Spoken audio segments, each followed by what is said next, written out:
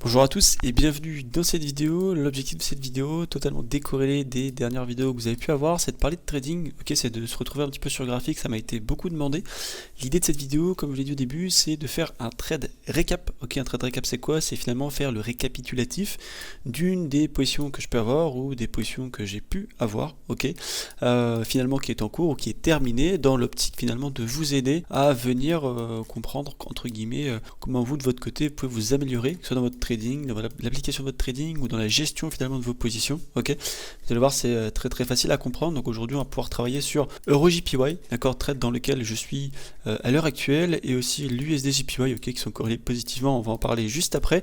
Deux positions dans lesquelles je suis. Ok, je vais vous expliquer finalement le chemin décisionnel qui m'a amené à venir finalement prendre des ventes sur ces actifs. Si. N'hésite pas à rejoindre notre Discord, d'accord, dans lequel on communique beaucoup tous les jours. C'est vrai que je suis beaucoup plus actif sur Discord ici que sur YouTube. Sur YouTube, on est à raison de une vidéo par semaine. C'est vrai que sur Discord, on est beaucoup plus, on va dire, disponible, que ce soit vous et moi, d'accord. On échange pas mal de fois. Chacun envoie ses positions, chacun donne son petit avis, d'accord. Ici, c'était un très beau TP qui avait été pris évidemment par des analystes qui sont envoyés, un travail qui est partagé. Et tu vois là, en l'occurrence, ce mercredi soir, je réalise un live où on va notamment parler du pétrole. On va refaire une revue totale des marchés et on reparlera un peu de mitigation. Ok, tu peux rejoindre ce Discord, c'est totalement gratuit, c'est dans la description. Tu peux cliquer sur le lien et du coup y accéder quand tu veux. Pour revenir à nos moutons, ok, ici donc j'ai décidé de prendre cette position, celle-ci et celle-ci sur l'USDJPY en vente de ce fait, comme vous pouvez le voir. Et donc on va essayer de comprendre un petit peu par rapport à toutes les vidéos que je vous ai fait finalement sur la chaîne YouTube en ce qui concerne le trading, quel est le chemin décisionnel qui m'a amené à vouloir vendre finalement le marché. Alors il faut comprendre que le JPY et le Japon notamment est sur une situation fondamentale quand même assez complexe, d'accord, dans le sens où, et c'est important que je vous l'explique pour que vous compreniez pourquoi du coup ici j'avais un chemin vendeur. La bonne et simple raison, c'est que toutes les banques centrales à partir de 2022 ont commencé à augmenter leur taux vis-à-vis d'une inflation grandissante, d'accord. Ce qui s'est passé, c'est que la seule banque contraire à toutes les banques centrales, ok, donc là vous avez les banques centrales, vous avez la BCE, d'accord, vous avez la Fed, etc. D'accord. Ici, la seule banque qui finalement n'a pas augmenté les taux, c'est la banque centrale du Japon, d'accord, la BOJ, ici, donc la banque centrale du Japon. Donc qu'est-ce qui se passe? Ça signifie tout simplement que si la seule banque centrale qui n'augmente pas les taux par rapport aux autres finalement fait l'inverse, ça veut dire que elle était plutôt dans une perspective de baisse de taux et les autres plutôt dans une perspective de hausse de taux, toutes les autres banques centrales mondiales venaient émettre une plus grosse rémunérabilité finalement de leur monnaie sur les marchés financiers. Ok, pour la bonne et simple raison que par exemple augmenter les taux à 4% aux États-Unis, ça fera un rendement à 4%. Si vous baissez les taux au Japon, forcément ici vous êtes plutôt sur une perspective de dévaluation monétaire par rapport aux autres, d'accord. Pour vulgariser le propos, ici on protège la monnaie, ici on la protège pas du tout. Donc forcément vous avez beaucoup de carry trade, etc. qui ont pris place aussi finalement de manière simultanée. C'est pour ça par exemple que depuis ici 2020, ok, on peut voir que l'euro par rapport au dollar a gagné quasiment 53%. Le dollar par rapport au yen japonais ici a gagné quasiment 58%, d'accord. Et ça c'est présent sur absolument toutes les monnaies, d'accord. Ici le GBP par rapport au JPY 66%, d'accord. Le CAD ici par rapport au JPY depuis 2020 à peu près, c'est aussi, c'est à peu près pareil que le dollar, c'est à peu près 60%, d'accord. Donc on a eu une énorme dévaluation finalement du JPY par rapport à toutes les autres monnaies. Aujourd'hui un américain n'a jamais été aussi riche au Japon en termes de pouvoir d'achat de la monnaie, en prenant en compte l'inflation et tout le reste, que depuis 2020, d'accord, parce qu'il a gagné 60% de pouvoir d'achat brut finalement en plus. Donc ce qu'il faut comprendre ici, c'est que du coup, vu que toutes les autres banques centrales augmentaient leur taux, d'accord, et que la banque centrale du Japon, elle, limite, elle est diminuée, d'accord, elle y touchait pas, bah forcément on a eu une hausse des monnaies par rapport finalement au JPY. Sauf que récemment, d'accord, récemment c'était en juillet 2024, cet été, la banque centrale du Japon, ok, a augmenté les taux un tout petit peu, d'accord, et donc on a eu ce qu'on appelle un debooking du carry trade, d'accord, c'est une vidéo qui est présente sur la chaîne YouTube publique, hein, je ne vais pas revenir dans tous les détails, vous pouvez aller la voir, hein, je vous l'affiche à l'écran, elle explique un petit peu tout ce qui s'est passé cet été. On a eu notamment un gros flash crash sur les crypto-monnaies, hein, c'est notamment ce qui a créé ce très gros mouvement baissier par exemple ici sur Bitcoin, d'accord, ou ce très gros mouvement baissier ici sur Ethereum présent juste là, d'accord. C'est vrai que ça a été très violent cette histoire, ça s'est pas arrêté, et donc ce qui s'est passé, c'est que forcément on a eu un debooking du carry trade et donc une énorme période de vente et donc une sorte de rééquilibrage des marchés, d'accord, entre le yen japonais et la totalité des autres monnaies, ok. C'est pour ça que ici, à partir de ce momentum là, par exemple, donc on va revenir sur l'euro JPY juste ici, ok, à partir de ce momentum là, à partir du moment où on avait ici changé de structure, d'accord, je m'attendais, donc vous voyez toute cette période là est difficilement tradable, hein, c'est très volatile, ça bouge, ça évolue de manière très latérale de cette manière-là. Si vous n'avez pas d'order flow de cette manière-là, vous ne pouvez pas trader, d'accord? Si vous avez un marché qui finalement évolue à la verticale de cette manière-là sans forcément s'arrêter ou venir repricer quoi que ce soit, c'est très compliqué, c'est quasiment pas, enfin s'il n'y a pas d'overextension, vous ne pouvez pas forcément travailler. Donc ici, moi de mon côté, je m'attendais à ce que le marché vienne réagir finalement dans ce gros bloc haussier, d'accord? C'est exactement ce qui s'est fait.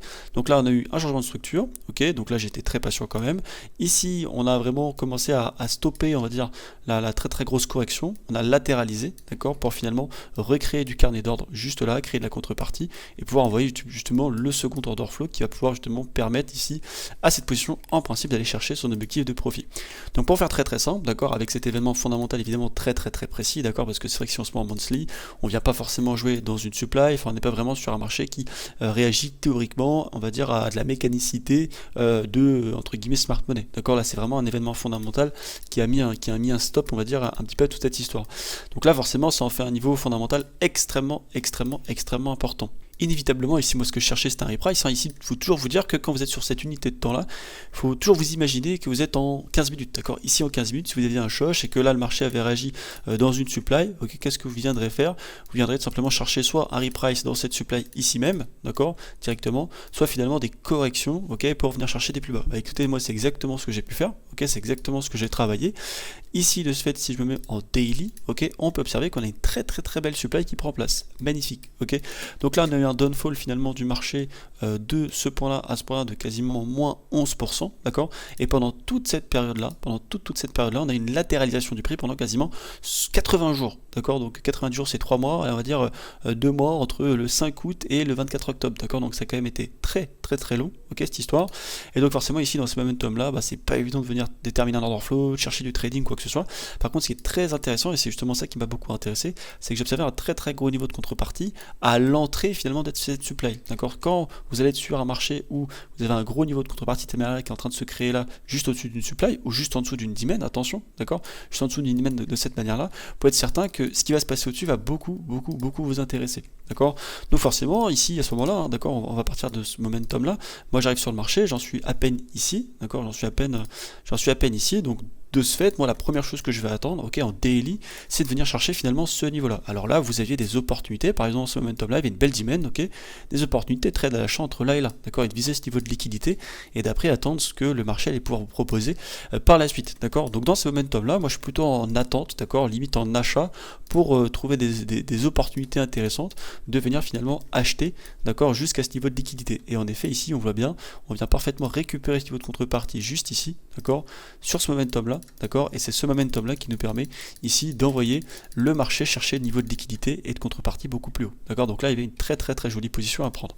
Cela dit, ce qui nous intéresse maintenant, c'est ce qui va se passer au-dessus. D'accord, ce qui va se passer au-dessus. Donc là, à partir de ce moment-là, vous le savez, moi je vais être en recherche de distribution de position. D'accord, donc là on va se mettre en 45 minutes. D'accord, en 45 minutes, on va retirer le replay pour que vous puissiez voir un peu ce qui se passe. Ici en 45 minutes, ok, je n'ai absolument aucune distribution qui prend place ici. Ok, il faut faire très attention. La plupart d'entre vous êtes très pressés. Vous allez toujours vouloir travailler finalement le premier spike qui va toucher la supply. Non, surtout pas. Ok, c'est une très grosse erreur. Ici, il faut vraiment attendre que vous ayez finalement une sorte de belle distribution qui prend place. Et en effet, ici, on a une très belle distribution qui prend place. On va pouvoir en énumérer les phases. Ok, primary support, buy climax, automatic rally, second test NB, uptrust. Ok, là on a d'autres secondary tests, un secondary test ici, et là, boum, on nous fait un UTAD. D'accord. Donc ici, on comprend bien qu'on incite le placement tout du long. D'accord, et post-incitation du placement ici, ok, on incite le placement tout du long ici, d'accord, et là, qu'est-ce qu'on vient nous faire? On vient nous déclencher finalement tous les buy stop qui sont présents ici, et juste au-dessus de ces buy stop, d'accord, clairement, on a de ce fait la contrepartie nécessaire pour émettre la quantité de vente finalement palpable, et donc aller chercher des potentiels plus bas, et en effet, bah, c'est exactement ce qui se passe ici, d'accord, on va chercher des plus bas maintenant depuis ce gros momentum, et c'est ce que j'appelle un niveau pivot, d'accord. Il faut comprendre quelque chose de très important, c'est que quand vous arrivez sur des supply, des demands en haute unité de temps, et que vous allez avoir des confirmations de biais, en principe, par proportionnalité, la taille finalement de la supply va déterminer la potentielle taille du mouvement qui va prendre place. Ok, si vous êtes sur une demand en daily ou une demand en weekly ou en monthly, vous êtes certain, d'accord, que le mouvement qui va finalement s'en échapper, qui va intervenir, va être énorme. Ok, je vous prends l'exemple de l'euro USD qui est juste ici. Souvenez-vous, cette distribution là qui a pris place, ok, on est sur de la weekly, ok, cette distribution en weekly graphique est proportionnellement quand même très imposante, hein. Elle est construite entre le jeudi 22 août pour commencer à chuter le 30 septembre, donc c'est quand même très très long. Ici, cette supply là a créé un premier order flow de quasiment 4%, moins 4%, donc quasiment 440 pips, ok. Et ici un deuxième order flow de quasiment moins 4,78%, donc quasiment 511 pips. Ok, bon là c'est l'annonce de Trump, donc évidemment toutes ces motions, on va dire, très protectrices avec les États-Unis viennent porter un gros coup à l'euro. Donc là, par rapport à ce marché-là, ok, c'était ici pour moi obligatoire de venir chercher une vente ici. Ok, d'accord, on était vraiment sur un très bon repricing, sur une belle perspective d'order flow. On a finalement une sorte de rééquilibrage entre les banques centrales qui est en train de prendre place. Pourquoi? Parce que la Banque Centrale Européenne, elle a augmenté ses taux de cette manière-là. D'accord, la Banque Centrale du Japon, ici, finalement, elle les a même baissés pour avoir de l'inflation, elle a commencé à les augmenter. Et on a une sorte, si vous voulez, donc là, on a commencé à les baisser entre la Banque Centrale Européenne, là c'est la BCE, d'accord, et là, c'est la Banque Centrale du Japon.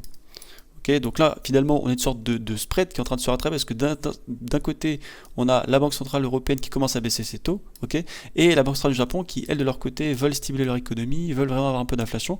Donc finalement, on a un écart qui se réduit. Donc si on a un écart qui se réduit, on a une sorte de logique monétaire qui est en train de se remettre en place. Donc c'est nécessaire actuellement que toute cette folle envolée de l'euro finalement cesse, okay, parce que ça y est, la Banque Centrale du Japon a commencé à reprendre un petit peu la barre finalement sur sa monnaie par rapport à sa politique monétaire et aussi à la politique économique qu'elle souhaite mettre en place. Ok, donc fondamentalement parlant, j'avais tous les biais, ok, il n'y a pas de problème avec ça. Maintenant, il fallait juste attendre les points d'entrée techniques. Ok, donc là, le point d'entrée technique était fantastique. Et forcément, ici, ce qu'il faut comprendre, c'est que tous les JPY sont extrêmement corrélés entre eux la plupart du temps. D'accord, ici, on voit que le CAD JPY et l'USD JPY sont corrélés à 83%.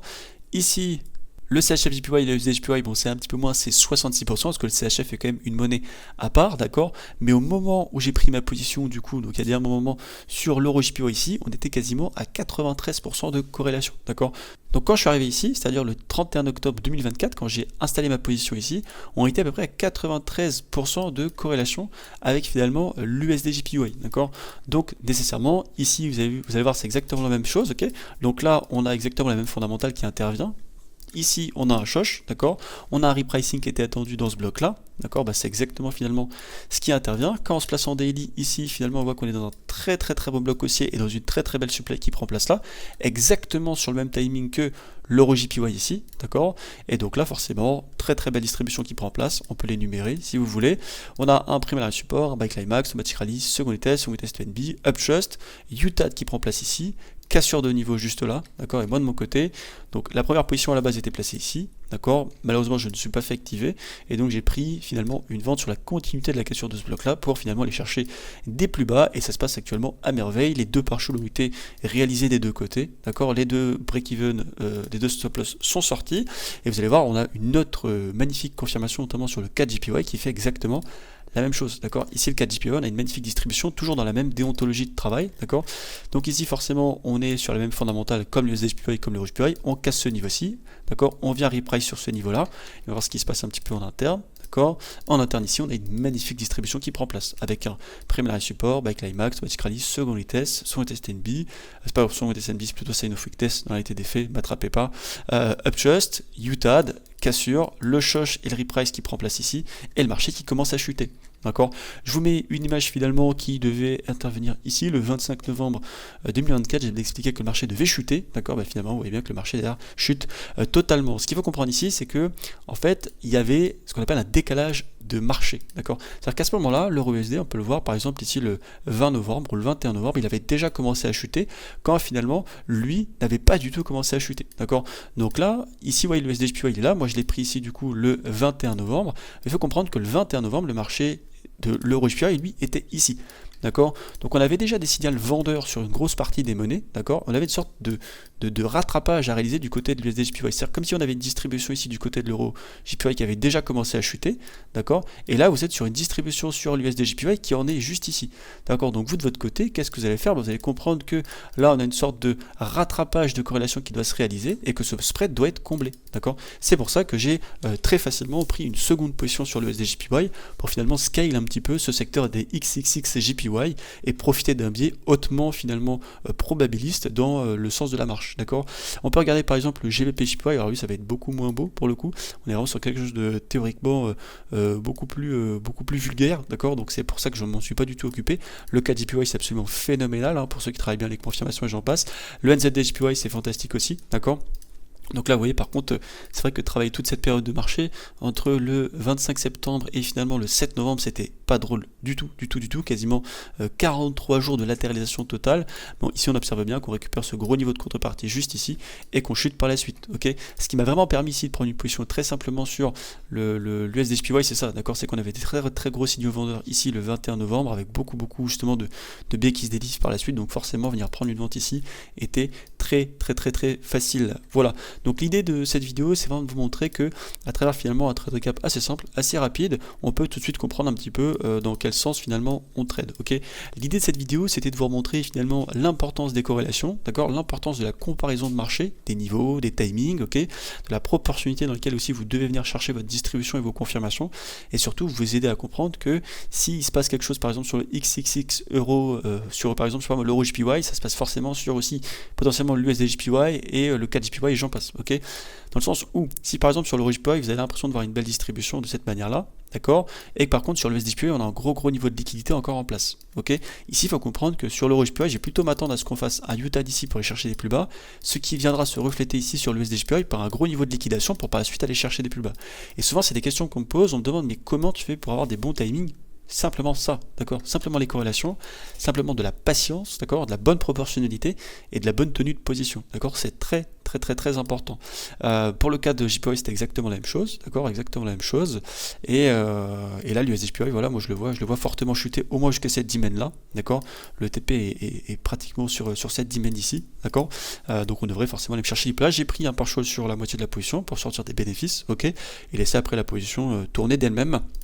L'euro JPY, j'ai été peut-être un petit peu plus agressif, notamment sur finalement ce trailing stop, d'accord, mais je sais que ça devrait parfaitement ici venir couler jusqu'à l'order flow, d'accord, et donc aller chercher des plus bonnes manières assez simples. Forcément, si le marché vient me faire une grosse percée ici, mon break-even sera dûment déplacé ici pour aller chercher encore plus de bénéfices. Il faut comprendre que là, tout ça plus le partial, c'est du bénéfice garanti, d'accord, totalement garanti, peu importe ce qui peut se passer. Voilà pour cette vidéo, j'espère que ça vous a aidé, j'espère que ça vous a plu.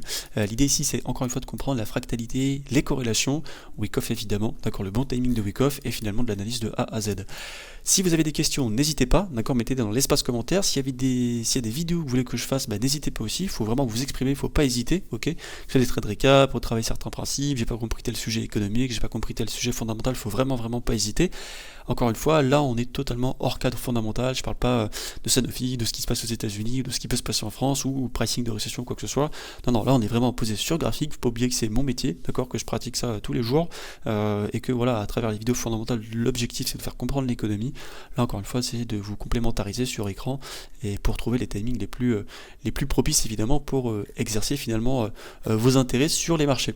N'oubliez pas de rejoindre notre Discord, ok, ça me fera très plaisir, on pourra discuter ensemble, vous pourrez assister au live et du coup même discuter pourquoi pas de vos analyses entre vous, ok, c'est super sympa, ça aide beaucoup de personnes qui sont présentes finalement sur Discord, on va pas tarder à être une centaine, donc c'est plutôt fort favorable, hein. Franchement je vous remercie beaucoup de votre soutien et je vous partage mes analyses personnelles, finalement une part du pricing que je peux émettre sur les marchés et surtout je réponds à vos questions, d'accord, ce qui finalement est quand même très important dans ce domaine-là, de ne pas se sentir seul, de ne pas se sentir isolé. Je pense que c'est très important de pouvoir entre guillemets voilà, communiquer entre nous, c'est très important. Le Discord est gratuit, donc si vous voulez venir, ce sera avec grand plaisir. Voilà, écoutez, prenez soin de vous, passez une bonne journée, une bonne soirée suivant l'heure à laquelle vous voyez cette vidéo. On se retrouve dans un prochain format. Salut tout le monde, ciao.